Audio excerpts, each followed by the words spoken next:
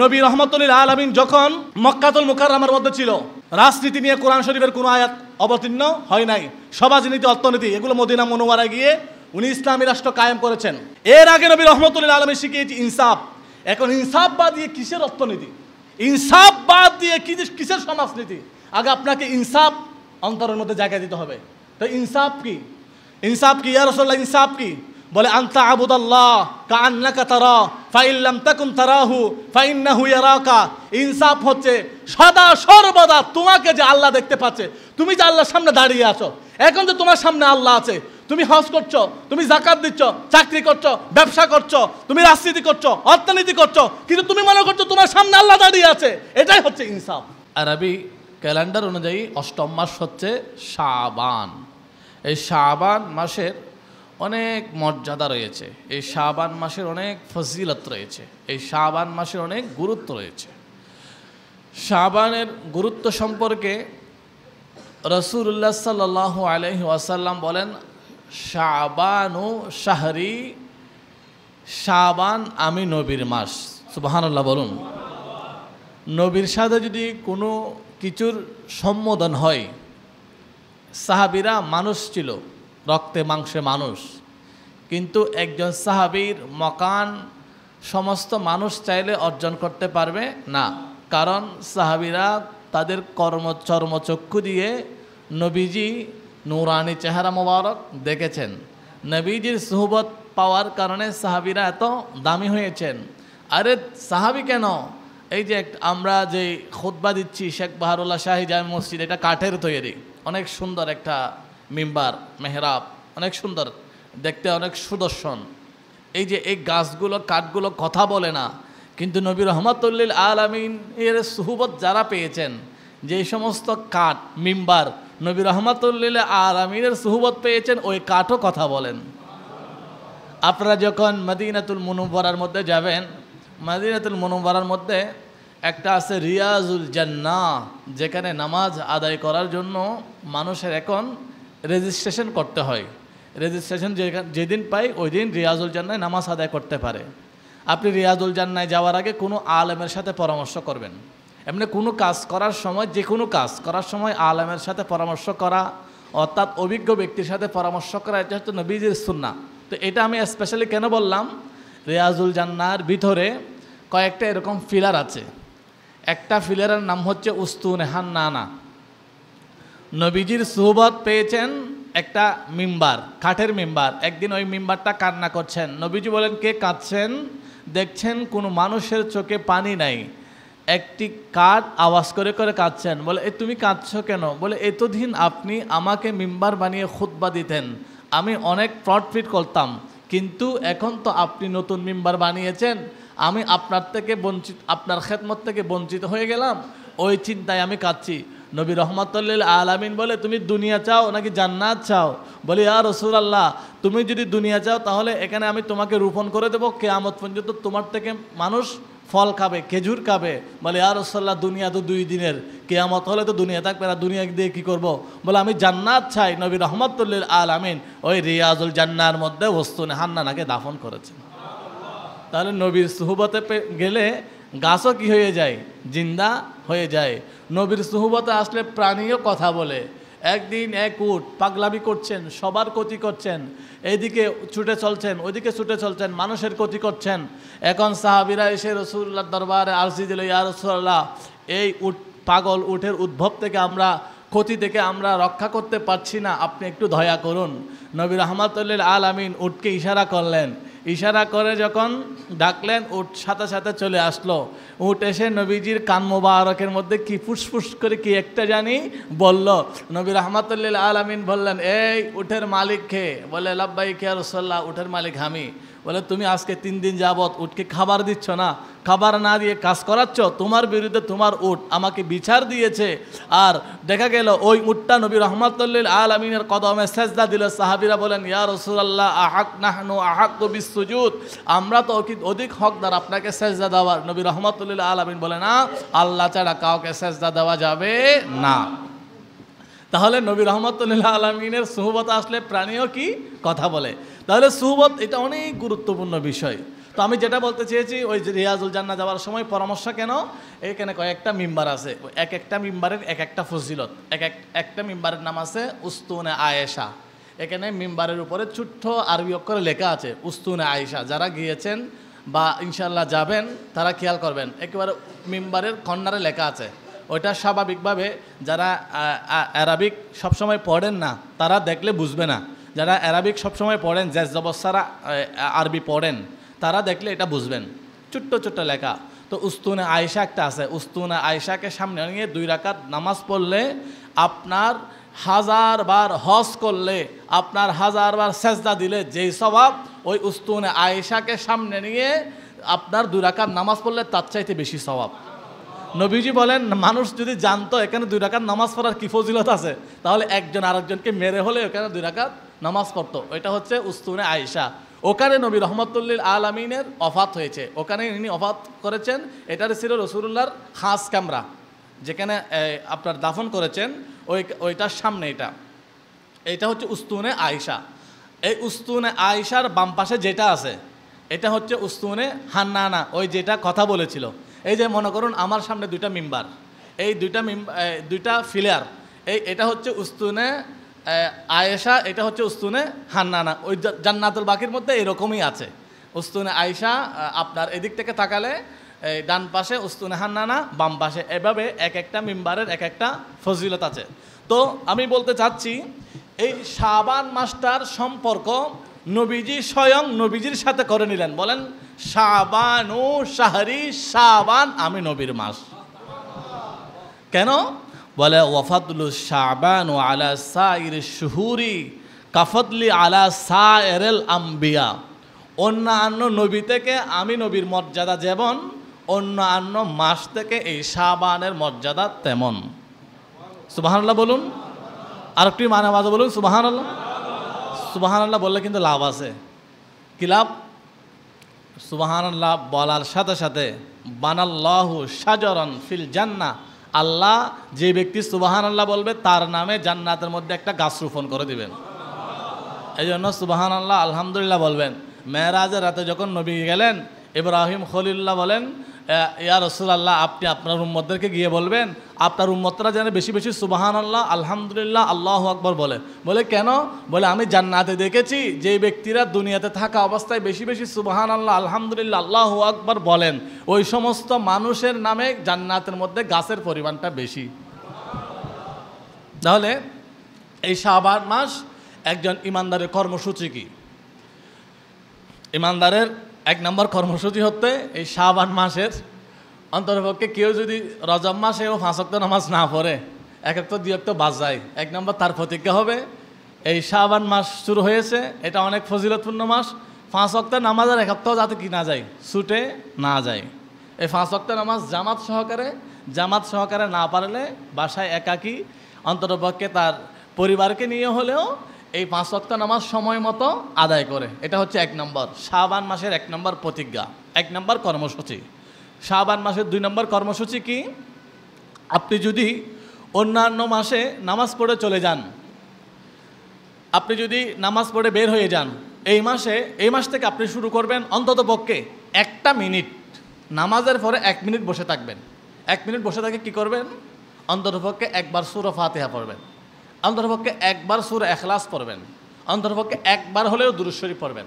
1বার সূরা ফাতিহা, 1বার ইখলাস, 1বার দুরূদ শরীফ পড়লে কিন্তু আমার মনে হয় না 1-1.5 মিনিটের চাইতে বেশি লাগবে। তো এখন আপনি এটা প্রতিজ্ঞা নিলেন। বলেন, হুজুর কেন আমরা অন্যান্য মাসে করি, এবার আপনি নতুন করে প্রতিজ্ঞা কেন করাচ্ছেন? প্রতিজ্ঞা করাচ্ছি কি জন্য? একদিন নবী রহমাতুল্লিল আলামিন হেঁটে যাচ্ছিলেন, হেঁটে যাওয়ার সময় বলেন ওয়াজাবাত, ওয়াজিব হয়ে গেলে।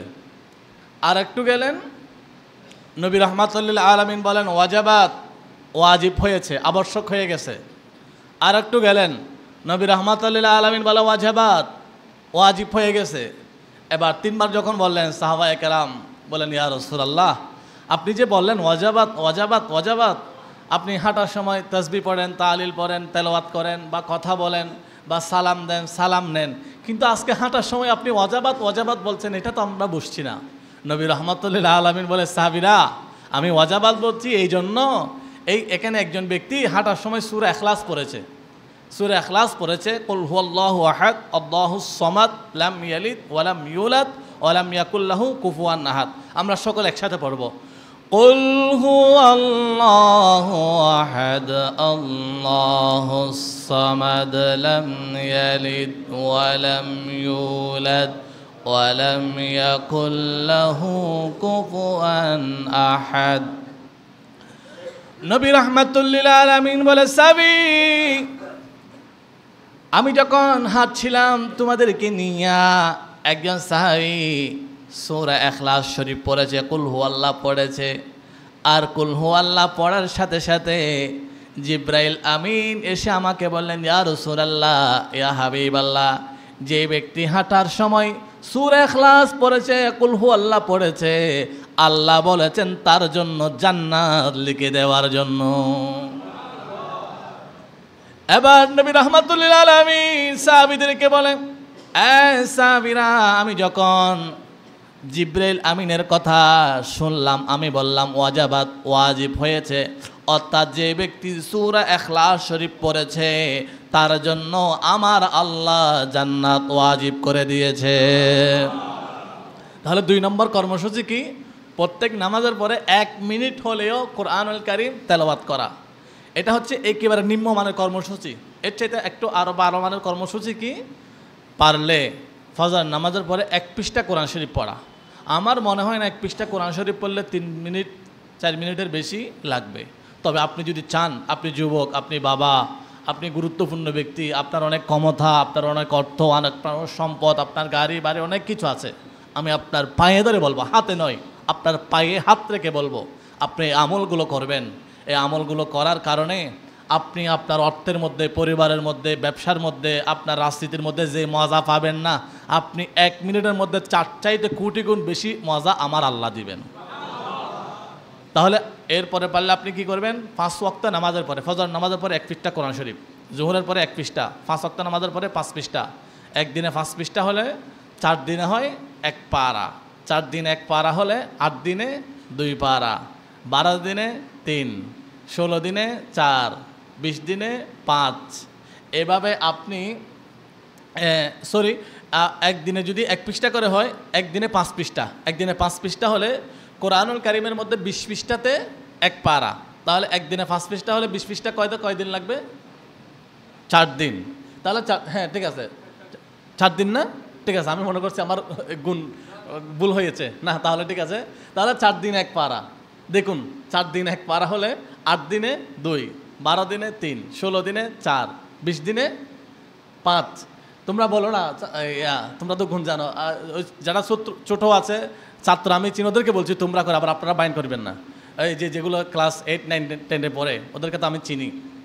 তো এভাবে অনায়াসে 1 মাসে 5 পারা কোরআনুল কারীম তেলাওয়াত করতে পারে।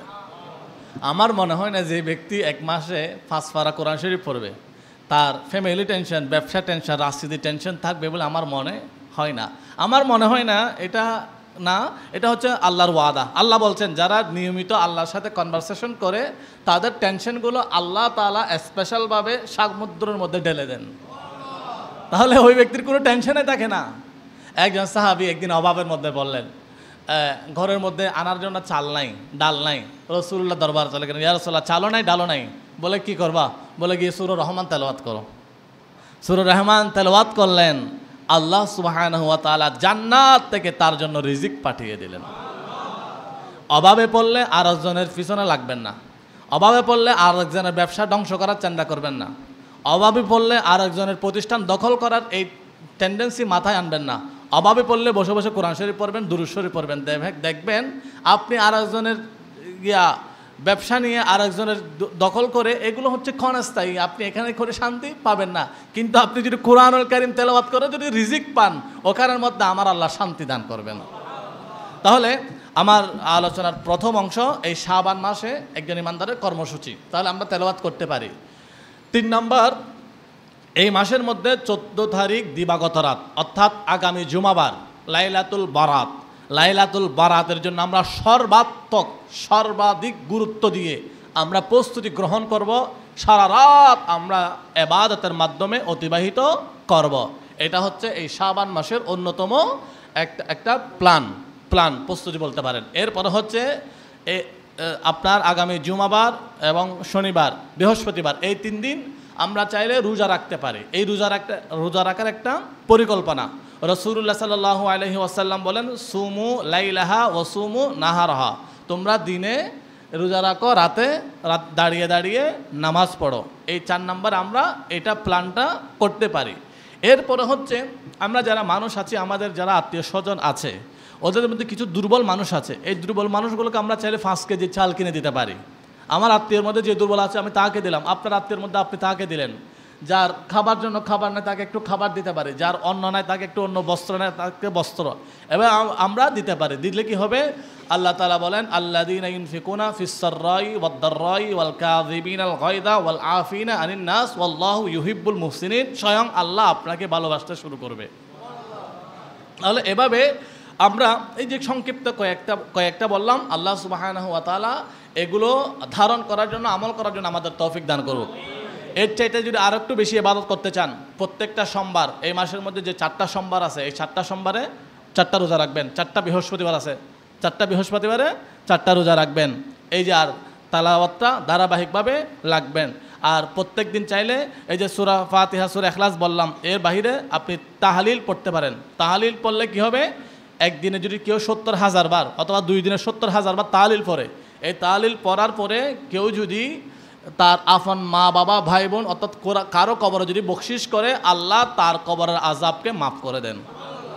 একদিন মুহিউদ্দিন ইবনুল আরবি উনি একদিনে ফজরের নামাজের পর থেকে 70,000 বার তাহলিল পড়লেন। এখন ওনার দরসের মধ্যে একজন ছেলে বসে বসে কাঁদছে। বলে, এই ছেলে তুমি কাঁদছো কেন? বলে, আমার বাবা মারা গেল কিছুদিন আগে, আমি দেখছি আমার বাবা কবরের মধ্যে জাহান্নামের আগুনের মধ্যে ধাও ধাও করে জ্বলছে। বলে, চাই দেখছো? বলে, হ্যাঁ। বলে, মুহিউদ্দিন ইবনুল আরবি বলে, আল্লাহ, আমি ফজরের নামাজের প্রত্যেকে 70,000 বার তাহলিল পড়েছি, এগুলো আমার বাবার কবরের মধ্যে আমি কি করলাম? বকশিশ করলাম। তো বকশিশ করার পরে ওই ছেলেটা হাসছে। বলে, এই ছেলে তুমি হাসছো কেন? একটু আগে কাঁদছিলা। বলে, আমি একটু আগে কাঁদছিলাম, আমার বাবাকে আমি জাহান্নামে দেখছিলাম, এখন আমি আমার বাবাকে জান্নাতে দেখছি। বলে, তুমি কি শোনা নাই? নবী রাহমাতুল লিল আলামিন বলেছেন, যে ব্যক্তি একদিনে 70,000 বার তাহলিল পড়বে, এই তাহলিল পরে কোনো মানুষের কবরে যদি পৌঁছে দেয়, ওই মানুষের কবরের আযাবকে আল্লাহ মাফ করে দেয়। আজকে ফজরের নামাজের পর থেকে এটা আমি নবীর হাদিসের উপর আমল করেছি। নবী রাহমাতুল সহিহুল বিখারীর 7ম খণ্ডের মধ্যে হাদিস শরীফ রয়েছে, এটা বুখারী নয়, বিহারী। একটা আছে বুখারী আর একটা আছে বিহারী। ওই বিহারী শরীফের শেষ খণ্ডের মধ্যে হাদিস শরীফ উল্লেখ আছে। বলে, নবী রাহমাতুল লিল আলামিন বলেছে, আমি তো হাদিসের উপর আমল করেছি, আর হাদিসের উপর আমল করেছি, এই 70,000 বার তাহলিলের সওয়াব তোমার বাবার কবরে পৌঁছে দিয়েছি। এগুলো সওয়াব পেয়ে তোমার বাবার কবরকে আমার আল্লাহ জান্নাতের বাগান বানিয়ে দিয়েছে। এই আমলগুলো চাইলে আমরা করতে পারি। হিংসা, বিদ্বেষ, রাহাজানি, মারামারি এগুলো করে কোনো ফায়দা ওয়াল্লাহ ওয়াল্লাহ ওয়াল্লাহ ওয়াল্লাহ, আল্লাহর কসম 100 বার, 1000 বার, লক্ষ বার, কোটি বার কসম করে বলছি, এগুলো করে আমাদের কোনো ফায়দা হবে না, হবে না, হবে না, হবে না, হবে না। যদি আমরা এগুলো করি, এগুলোতে আমাদের অনেক ফায়দা হবে। এই কথা বলেছেন তিনি কে? আল্লাহ। তাহলে আমার আলোচনার প্রথম অংশ মাহে শাবান এবং আমাদের কিছু কর্মসূচি, কিছু পূর্ব প্রস্তুতি, এগুলো আমরা নিব। আবার এগুলোর পাশাপাশি আরও একটা কথা বলে দিচ্ছি, আমরা তো মা বাবার জন্য এগুলো করব, এগুলো নিয়ে কিছু মানুষ বর্তমান এতারাজ করছেন। এতারাজ মানে এগুলোর বিরুদ্ধে যাচ্ছেন। আমি জিয়ারত করছি, এই জিয়ারতের বিরুদ্ধে যাচ্ছেন। আমি 4 দিনের কুলখানি করছি, 4 দিন হলে আমি বাবার নামে ফাতিহা, আমি ফাতিহা মানে কি, আমি এখানে সূরা ফাতিহা শরীফ পড়ছি, ইখলাস শরীফ পড়ছি, দুরূদ শরীফ পড়ছি। আমি কি এখানে কাউকে আঘাত করছি? কিছু আমি কোরআন তেলাওয়াত করছি। তো কিন্তু কেউ বলছে কোরআন তেলাওয়াত করা নাকি যাবে না, এটা নাকি বেদাত। নাউজুবিল্লাহ বলুন তো, আরও জোরে বলুন তো, নাউজুবিল্লাহ। মা বাবাকে কেন্দ্র করে কোরআনুল কারীম তেলাওয়াত করা বেদাত নয়, এটা ইবাদত। সকলে বলি, এটা ইবাদত। 40 ফাতিহা করা এটা বেদাত নয়, এটা ইবাদত। মানুষকে খাওয়ানো 4 দিনের ফাতিহা করে মানুষকে খাওয়ানো এটা বেদাত নয়, এটা সবাই বলি এটা। আমি বলছি না, নবী রাহমাতুল লিল আলামিনের কাছে প্রশ্ন করা হলো, ইয়া রাসূলুল্লাহ, মা তাত উম্মি, আমার মা মারা গেল, এখন কি করব? বলে, তুমি তোমার মায়ের নামে সদকা দাও। ইয়া রাসূলুল্লাহ, আমি যদি মায়ের নামে হজ করি এটা সওয়াব যাবে? বলে, হ্যাঁ যাবে। ইয়া রাসূলুল্লাহ, মায়ের নামে যদি আমি কোনো মানুষকে খাওয়াই এটা সওয়াব যাবে? বলে, হ্যাঁ, এটা সওয়াবত আল্লাহ তাআলা তোমার মায়ের কবরে পৌঁছে দিবেন। তাহলে নবী রাহমাতুল লিল আলামিনের কথা শুনবো আমরা। এরপরে আমরা 4 দিনে করি, চাল্লিশা করি। এগুলো ইসলামী শরিয়া মোতাবেক, এগুলো বাহিরে নয়। কিছুদিন আগে একটা ছেলে আমাদের সমন্বয়ক, কি একটা নাম, তাই সে তার দাদার ফাতিহা, দাদা মারা গেল, এখানে আপনার আমরা মারা গেলে জানাজা পড়ি, জানাজা পড়ার পরে আমরা মোনাজাত করি, দোয়া করি, কিন্তু সেই বলল আপনারা জানাজা পড়ছেন, এখন ঘরে চলে যাবেন, এখানে 7 দিনে চাল্লিশে এগুলো কিছু হবে না, এগুলো বেদাত, এগুলো করলে মৃত ব্যক্তি কবরে আযাব হয়, এজন্য আমি এগুলো নিষেধ করছি। আমি দেখলাম ওই ছেলেটা একটা ইংলিশে মনে হয় অনার্স মাস্টার্স করেছে। এখন একটা ছেলে ইংলিশে অনার্স মাস্টার্স পড়ে যদি জানাজাকে সামনে নিয়ে যদি ফতোয়া দেওয়া শুরু করে, তাহলে বুঝতে আর বাকি থাকবে না, কিয়ামত খুব দূরে নয়। কারণ নবী রহমতুল্লাহ আলামিন বলেন, কিয়ামতের আগে যারা মুরুক্কুক, যাদের কোনো ধারণা থাকবে না, তারা দাঁড়িয়ে যাবে, দাঁড়িয়ে কি ফাফতু, তারা ফতোয়া দিবে, ফাআদাল্লু ওয়াদাল্লু, তারা নিজেরা ধ্বংস হবে, অপরকেও ধ্বংস করবে। সুতরাং এই যে 4 দিনা চাল্লিশা ফতোয়া, এটা বেদাত নয়, এটা ইবাদত। কারণ 4 দিনা চাল্লিশার মধ্যে কি করা হয়? তেলাওয়াত করা হয়, জিয়ারত করা হয়, মানুষকে খাওয়ানো হয়, এটা ইবাদত। আল্লাহ সুবহানাহু ওয়া তাআলা আমাদের বোঝার জন্য তৌফিক দান করুক। আমার বাবারা ভাইয়েরা, আসুন আমার আলোচনার দ্বিতীয় পয়েন্ট। এখন এই জিনিসটা প্রত্যেক মানুষের লাগবে। আমরা শাবান মাস আসছে, আমরা কতটুকু ইবাদত করব। একদিন হযরতে দাউদ আলাইহিস সালাম উনি জবুর শরীফ পড়ছেন। জবুর শরীফ যখন পড়ছিলেন, ওনার কিতাব থেকে ক্ষুদ্র একটা প্রাণী বের হলো, যেটা পিঁপড়ার চেয়ে অনেক ক্ষুদ্র। তখন দাউদ নবী জিজ্ঞাসা করলেন, আয় আল্লাহর নবী, দাউদ নবী জিজ্ঞাসা করলেন আল্লাহকে, আল্লাহ আপনি এত ছোট প্রাণীটা কেন বানালেন? আপনি একটা প্রাণী বানালেন, এটা আপনার ইলমের মধ্যে আছে, সংরক্ষিত আছে, কিন্তু আমি বুঝছি না আপনি এত ছোট প্রাণীটা কেন বানালেন।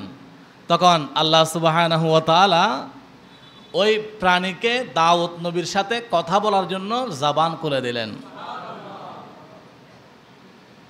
এবার ওই ক্ষুদ্র থেকে ক্ষুদ্র প্রাণী দাউদ নবীকে আহ্বান করে বলে, ইয়া নবী আল্লাহ, এ আল্লাহর নবী দাউদ, আম্মা নাহা ফালহিমনি রব্বি আন আকুলা। আপনি আল্লাহর সৃষ্টির উপর একটু অবাক হয়ে আপনি জিজ্ঞাসা করলেন, আল্লাহ আমাকে কেন বানালেন? আল্লাহ তাআলা আমাকে জানিয়ে দিলেন, আপনাকে কথা বলার জন্য আমাকে হুকুম করলেন, আমি এজন্য আপনার সাথে কথা বলছি। বলে, প্রাণী তুমি কথা বলতে পারো? বলে, আমার রব আমাকে হুকুম করেছে কথা বলার জন্য।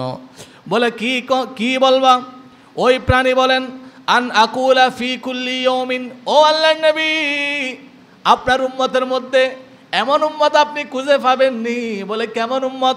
বলে, আন আকুলা ফি কুল্লি ইয়াউমিন, আমি প্রত্যেকটা দিন সুবহানাল্লাহি ওয়াল হামদুলিল্লাহি ওয়ালা ইলাহা ইল্লাল্লাহু আল্লাহু আকবার, এই বাক্যটা আলফা মাররাতিন আমি একদিনের মধ্যে 1000 বার তেলাওয়াত করি। বলে, একদিনে 1000 বার পড়ো? বলে, হ্যাঁ। ওই প্রাণী কথা বন্ধ করে নাই। বলে, কথা বন্ধ নয়, আরও আছে। বলে, আর কি কথা? বলে, ওয়া আম্মা লাইলি ফালহিমনি রব্বি। আল্লাহ সুবহানাহু ওয়া তাআলা আমাকে যখন সৃষ্টি করলেন, আমাকে হুকুম করেছেন, আন আকুলা ফি কুল্লি লাইলাতিন, প্রত্যেক রাত্রিতে আল্লাহুম্মা সাল্লি আলা মুহাম্মাদানিল নবিয়িল উম্মিহি ওয়া আলিহি ওয়া সাহাবিহি ওয়া সাল্লামা আলফা মাররাতিন, একদিনে 1000 বার এই জিকির করি, আর এক রাতে 1000 বার নবী রহমাতুল আলামিনের উপর দুরূদ শরীফ পড়ি। তাহলে একটা প্রাণী যদি একদিনে 1000 বার আল্লাহ জিকির করে, এক রাতে 1000 বার যদি রাসূলুল্লাহর উপর দুরূদ শরীফ পড়ে, ওই প্রাণীটা নবীর উম্মত নয়। আমাদের এক রাতে কয়বার দুরূদ শরীফ পড়ার দরকার? তো একজন ব্যক্তি যদি বলে আমি এক রাতে 1000 বার দুরূদ শরীফ পড়ব, আমার মনে হয় না দুনিয়ার কোনো টেনশন, দুনিয়ার কোনো রাজনীতি, দুনিয়ার কোনো এই যে হিংসা বিদ্বেষ তাকে স্পর্শ করবে। আমরা চাইলে, এটা হচ্ছে ইমাম গাজ্জালী রহমাতুল্লাহ আলাইহির একটা কিতাব মুকাশশাফাতুল কুলুব, এই কিতাবের প্রথম অধ্যায়ের মধ্যে এটা আছে। তো এই হাদিস শরীফটা আর অনেক কিতাবের মধ্যে আসছেন। আমরা যদি একদিনে যদি 1000 বার যদি আমরা জিকির করি সুবহানাল্লাহ আলহামদুলিল্লাহ ওয়ালা ইলাহা ইল্লাল্লাহু আল্লাহু আকবার, রাতে যদি 1000 বার দুরূদ শরীফ পড়ি আল্লাহুম্মা সাল্লি আলা সাইয়্যিদিনা মুহাম্মাদিন নবিয়্যিল উম্মি ওয়া আলিহি ওয়া আসহাবিহি ওয়া বারিক ওয়া সাল্লিম, তখন এই বাংলাদেশে 18 কোটি মানুষের মধ্যে শ্রেষ্ঠ মানুষকে, পৃথিবীর মধ্যে 700 কোটি মানুষের মধ্যে শ্রেষ্ঠ মানুষকে আমি বলছি না, নবী রহমতুল আলামিন বলছেন। ওই কথাটা আমাদের একজন আমাদের ভারতীয় উপমহাদেশের একজন জাতীয় বিজ্ঞানী ইমাম আলা হজরত বলেন, দিল হে वो दिल जो तेरे याद से मामूर रहा, सर है वो सर जो तेरे कदमों पे कुर्बान आ गया। তোমরা কি এই পৃথিবীতে দেশের মধ্যে, এলাকার মধ্যে, পরিবারের মধ্যে শ্রেষ্ঠ মানুষ দেখতে চাও? বলে হ্যাঁ দেখতে চাই। বলে যার জবান দিয়ে আল্লাহর জিকির বের হয়, যার জবান দিয়ে নবী রহমাতুল আলামিনের দুরূদ শরীফ বের হয়, ওই মানুষটা হচ্ছে সৃষ্টির মধ্যে শ্রেষ্ঠ মানুষ। বাবা শাহজালাল এই দেশ আবাদ করেছিলেন অস্ত্র দিয়ে, কোনো তরবারি দিয়ে, ছুরি দিয়ে, দা দিয়ে নয় নয়। বাবা শাহজালালের মুখে সুবহানাল্লাহ জিকির ছিল। বাবা শাহজালালের মুখে আল্লাহুম্মা সাল্লি আলা মুহাম্মাদিন নবিয়্যিল উম্মিহি ওয়া আলিহি ওয়া আসহাবিহি ওয়া বারিক ওয়া সাল্লাম ছিল।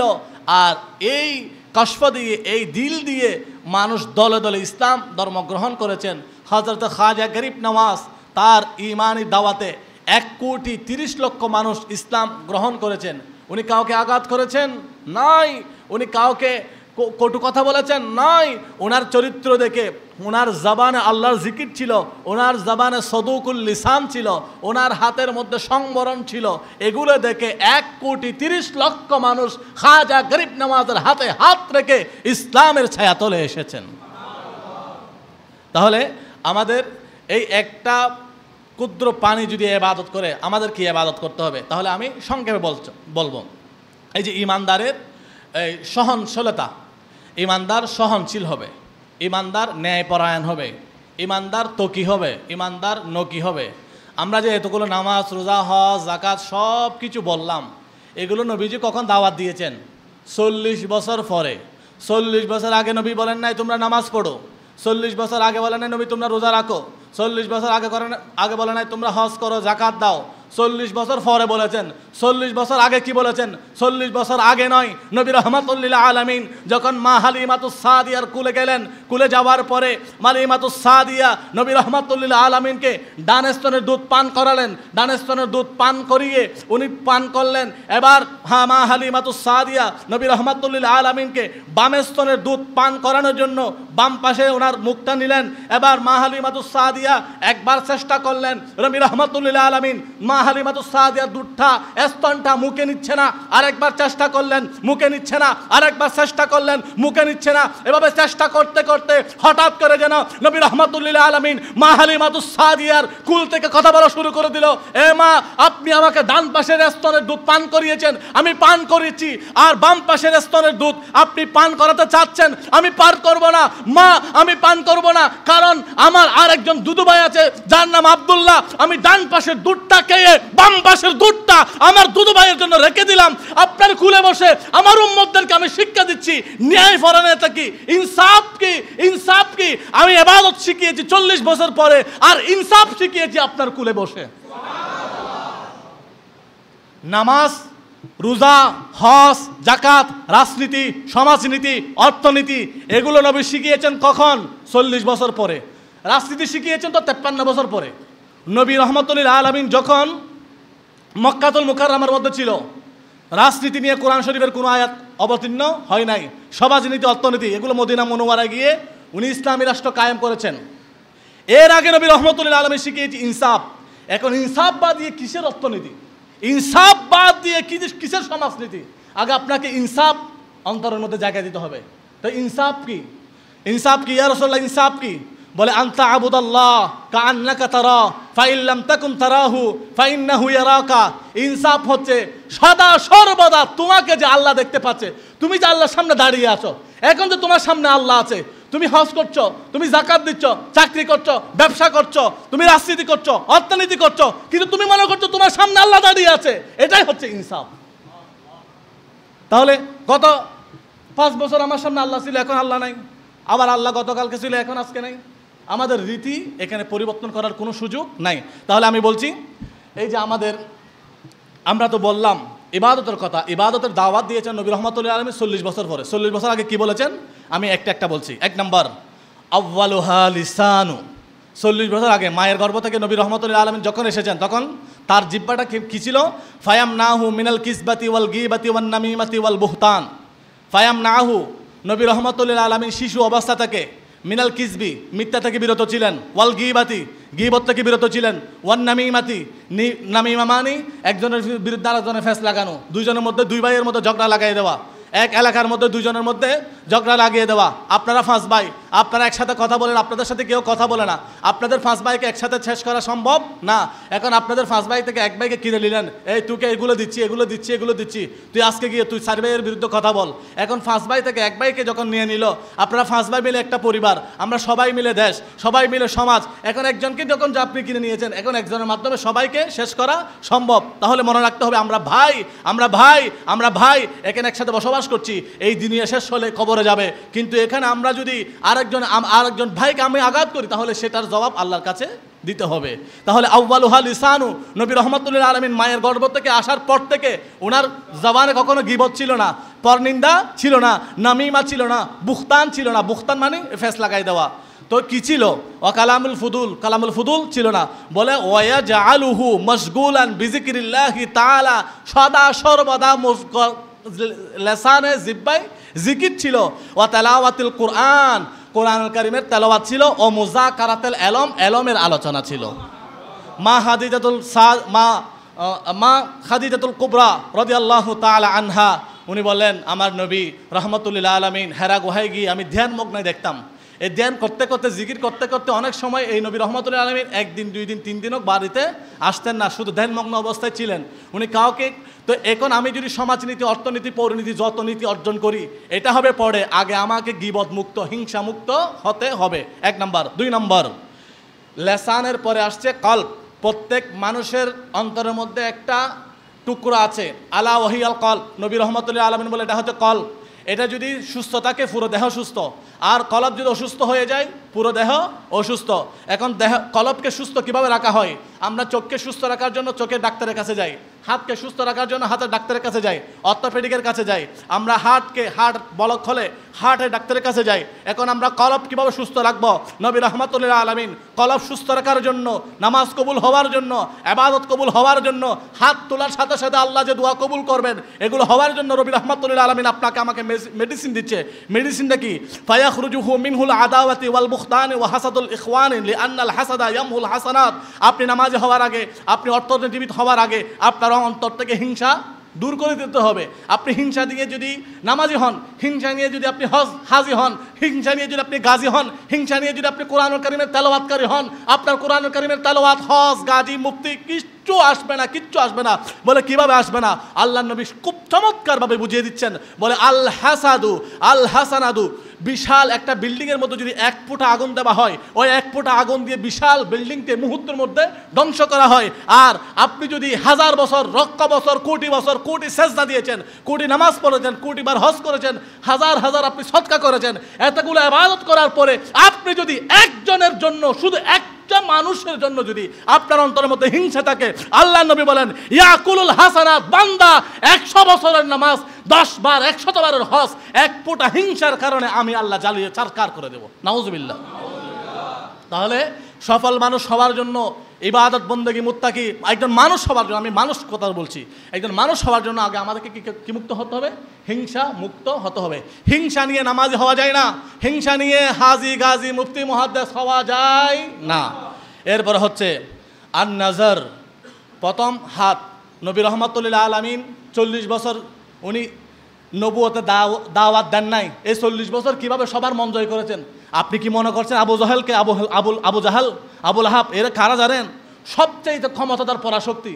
এখন আমরা পরাশক্তি মনে করছি আমেরিকাকে, জাপানকে, আমরা এক একটা দেশকে পরাশক্তি মনে করছি। আরে জাপানের চাইতে, আমেরিকার চাইতে 1000 গুণ, লক্ষ গুণ তখন বেশি পরাশক্তি ছিল কে?